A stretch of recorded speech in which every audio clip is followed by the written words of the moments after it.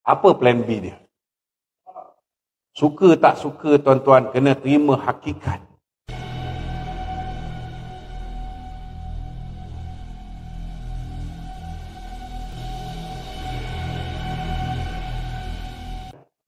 Dalam keadaan hari ini, pertamanya harga barang makin lama makin naik, betul tak? Dalam keadaan inflasi makin lama makin meningkat.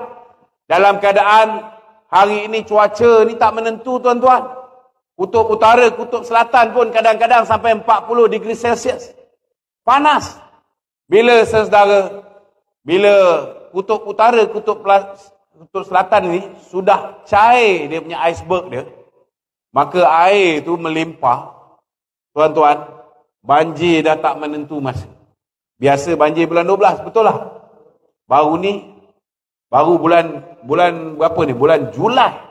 Kita tengok di Johor pun banjir juga. Betul? Bulan 2 itu hari di Johor pun banjir dah. Betul tak? Bulan 10 ni dijangka tuan-tuan, Jabatan Meteorologi menjangkakan ada banjir besar di negeri, di Kuala Lumpur, wilayah Persekutuan. Tuan-tuan, nak tunggu banjir, time orang tengah menderita hilang harta benda, kita nak buat pilihan raya? Kan?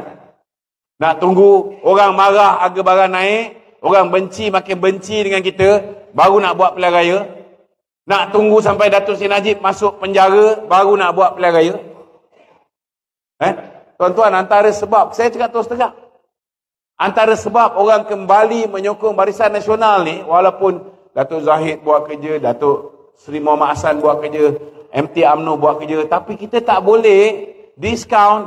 Datuk Najib pun buat kerja, dan antara sebab orang bersama kembali bersama Barisan Nasional. Betul tak betul? Kita tak boleh diskaun. Tapi kalau Datuk Najib dipenjarakan, setengah-setengah orang akan beranggapan bahawa Allah, pada siapa lagi kita nak berharap? Betul tak? Itu sebabnya kita tak ada pilihan. Kita kena buat pilihan raya segera. Kerana hari ni saya nak beritahu, malam ni saya nak dedahkan. Anwar daripada Bangkok sudah mengambil flight pergi ke Sydney. Hamzah Zainuddin sudah berangkat ke Sydney. YB Amir, Menteri Besar Selangor, sudah berangkat ke Sydney. Tuan-tuan, percayalah cakap saya. Mereka akan membincangkan bagaimana dalam pilihan raya yang akan datang, tuan-tuan. Mereka mungkin tak bersama dengan Mahathir, tetapi akhirnya PN dan PH akan bersatu. Kalau tidak, DAP berada di dalamnya, kemungkinan besar strateginya, tuan-tuan, di kawasan-kawasan Melayu bersatu, PAS, PKR, begitu juga dengan PAN. Tapi PAN ni saya masih, sebab saya tengok semalam Mak Sabu ada dekat Kuala Lumpur. Mak Sabu tak hadir mesyuarat di sini ni. Jadi ada kemungkinan besar, saudara, saya menjangkakan 3 entiti ni, PAS, PKR dan Bersatu, mungkin akan bersatu untuk berhadapan dengan Barisan Nasional. Dia tahu Parti Atuk Mahathir ni, tuan-tuan, bertanding kat Johor 42 kursi, dah lah kalah semua 42 kursi. Satu kursi pun tak dapat deposit balik. Jadi Parti Mahathir ni kita boleh diskaun, tak memberikan ancaman. Tetapi tuan-tuan, kalau mereka ini bersatu, sedikit sebanyak ianya akan menggugat Barisan Nasional. Betul tak betul? Saya nak tanya dengan saudara, kita menang di Melaka ni, tuan-tuan, adakah kerana UMNO Barisan Nasional betul-betul kuat? Tidak, tuan-tuan. Saya cakap terus terang, kita penuh, banyak lagi masalah, banyak lagi kelemahan yang kita belum dapat atasi. Adakah kita menang di Johor kerana kita cukup bagus? Tidak, tuan-tuan. Kita masih lagi banyak benda yang kita boleh perbaiki, kita boleh beri lebih baik. Tetapi kenapa kita boleh menang di dua negeri ni, tuan-tuan? Kerana musuh kita, saudara, berpecah belah. Musuh kita, saudara, tidak bersatu. Tapi hari ini tanda-tanda jelas mereka sudah hampir nak bersatu. Saya nak tanya dengan tuan-tuan, untuk berhadapan dengan pilihan raya ni, adakah kita nak biarkan musuh kita bersatu atau kita serang mereka dulu ketika mereka masih lena tidur, tuan-tuan? Sekarang atau selepas mereka bersatu? Sekarang. Kita kena bertindak sekarang. Tapi nak buat macam mana? Hari ini, tuan-tuan, Perdana Menteri, kalaupun dia nak bubarkan parlimen sekarang, hari ini kita kena terima hakikat.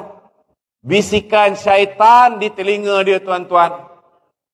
Hari-hari sebut buat tahun depan 2023, 2023, 2023. Faham? Saudara, syaitan ada dua jenis. Satu syaitan, dia takut dengan ayat kursi. Satu lagi syaitan, dia takut hilang kursi, tuan-tuan. Yang saya cakap bisikan syaitan tu, saya tak cakap syaitan yang kalau kita baca ayatul kursi ni dia lari. Tidak. Yang saya takut ni syaitan yang takut hilang kursi menteri. Syaitan yang takut hilang kursi timbalan menteri. Syaitan yang takut hilang jawatan pengurusi GLC. Syaitan ni, tuan-tuan, saudara, belum puas. Banyak projek belum selesai. Kita pun bukan tak tahu ada ketua-ketua bahagian diberikan projek itu, projek ini. Hari ini saya nak beritahu dengan tuan-tuan, ada 70 ketua bahagian yang bersetuju pilihan raya dibuat tahun depan. Sebab apa? Malam ni saya beritahu. Sebab projek yang telah ditandatangani. Projek ini, saudara, hanya matang lebih kurang tahun depan. Itu sebab suka tak suka, tuan-tuan, mereka ini, saudara, mereka ini, tuan-tuan, mereka ini tidak mahu pilihan raya diadakan segera. Kalau pilihan raya diadakan segera, silap-silap tukar kerajaan, projek yang dah ditandatangani tidak materialize. Tuan-tuan, ada juga ketua bahagian yang beritahu saya benda ni, saudara. Dia pun dapat. Tapi dia cakap, Man, walaupun aku dapat, tetapi mana yang kita kena letak sebagai keutamaan? Nak letak kepentingan projek aku ke? Nak letak kepentingan parti? Selamatkan parti lebih penting daripada projek-projek ni. Ada juga ketua bahagian macam ni, tuan-tuan. Ketua bahagian macam ni, tuan-tuan nak kekalkan lepas pilihan raya, kekalkan. Tapi kalau ketua bahagian, saudara, yang meletakkan kepentingan peribadi, sampai sanggup nak tengok parti tidak perform well. Saya nak beritahu tuan-tuan, ada sebab kenapa mereka ni mengharapkan supaya kita tidak cemerlang dan tak boleh membentuk kerajaan bersendirian dalam pilihan raya akan datang. Sebab kalau kita tak boleh membentuk kerajaan secara bersendirian dalam pilihan raya yang akan datang, maka mereka akan boleh bekerjasama balik dengan PAS. Mereka akan boleh bekerjasama balik dengan bersatu dan membentuk kerajaan. Saudara, kalau misalnya kita kalah sikit, PAS mungkin dapat 9 kursi, bersatu mungkin dapat 3 kursi. Campur dengan kursi yang kita tu, maka kita boleh bentuk kerajaan. Tak apa lagi, tuan-tuan. Tapi kalau misalnya kekalahan yang kita hadapi akibat daripada melengahkan pilihan raya ini menyebabkan akhirnya DAP dan kerajaan-kerajaan yang bersekutu dengan mereka diangkat semula menjadi kerajaan, apa akan jadi? Apa akan jadi, tuan-tuan? Bukan setakat Islam akan diperkotak-katikkan balik, bukan setakat kedudukan hak istimewa orang Melayu akan diperleceh balik, bukan setakat kedudukan bahasa Malaysia sebagai bahasa kebangsaan akan dipermainkan macam zaman Lim Guan Eng dan juga Kula Sigaret. Bukan setakat yang di Pertuan Agong akan lari, baru 2 tahun jadi agung, lari, tuan-tuan, tak sanggup nak jadi agung di bawah pemerintahan Pakatan Harapan. Saudara, percayalah cakap saya, silap-silap syaitan-syaitan yang membisik itu, yang suruh delay itu, tuan-tuan, syaitan-syaitan inilah antara orang yang akan menjadi kluster mahkamah selepas pilihan raya, tuan-tuan. Ini yang syaitan-syaitan ni tak sedar. Itu sebab kita kena pergi ke plan B. Kalau tanya dengan saya, tuan-tuan, parti kena bagi satu tarikh muktamad. Kalau tak bubar sebelum hujung bulan ni, maka sudah tiba masanya kita ambil tindakan disiplin. Sebab ada terlalu banyak tindakan disiplin. Hari ini ramai tak tahu. Salah satu apa yang terkandung di dalam perjanjian di antara Perdana Menteri dengan Muhyiddin Yassin. Ramai orang tak tahu, tuan-tuan. Perkara nombor 7, nombor 8, nombor 9. Ada orang boleh beritahu saya apa perkara dalam tu? Kenapa Raja Petra, blogger Perikatan Nasional, hanya mendedahkan perkara nombor 1, nombor 2, nombor 3, nombor 4, nombor 5, nombor 6, terus lompat nombor 10. Mana pergi perkara nombor 7, nombor 8, nombor 9? Saudara, 3 perkara ni cukup untuk mengheret orang-orang yang tak nak pilihan raya ni ke muka jawatan kuasa disiplin, tuan-tuan. Bagi saya, parti kena tegas. Betul mereka ni kawan-kawan kita.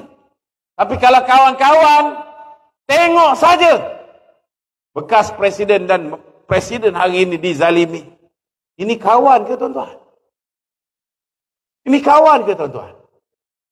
Saudara, saya nak beritahu tuan-tuan, kalau kita berlaku adil, tuan-tuan, insya-Allah, saudara, Allah akan reward kita 1000 kali ganda. Tetapi kalau kita, saudara, bila kita memerintah, kita berlaku zalim, tuan-tuan, masya-Allah, saudara, 1000 kali ganda juga Allah akan melaknat kita, tuan-tuan. Kalau misalnya mereka tidak mahu ikut keputusan yang telah dibuat oleh parti, baik di peringkat MKT, baik di peringkat Biro Politik, baik di peringkat Perhimpunan Agung UMNO, baik di peringkat Konvensyen Barisan Nasional, sempena ulang tahun 48 tahun Barisan Nasional, saudara, dah tiba masa parti kena bertindak. Pengkhianat ini perlu dibersihkan daripada parti ini, tuan-tuan. Kita tidak ada pilihan.